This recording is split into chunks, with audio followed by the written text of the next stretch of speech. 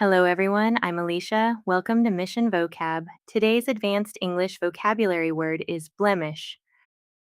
Blemish is a noun that means a small flaw, mark, or imperfection that harms the appearance, quality, or reputation of a person or thing. For example, a dark blemish on the white countertop stood out immediately, even though the rest of the surface looked almost new.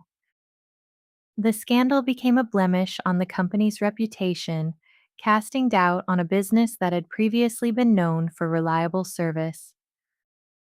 She covered the small blemish on her cheek with makeup before the photograph, though it was barely noticeable from a distance. Synonyms for blemish include flaw, imperfection, defect, mark, and stain.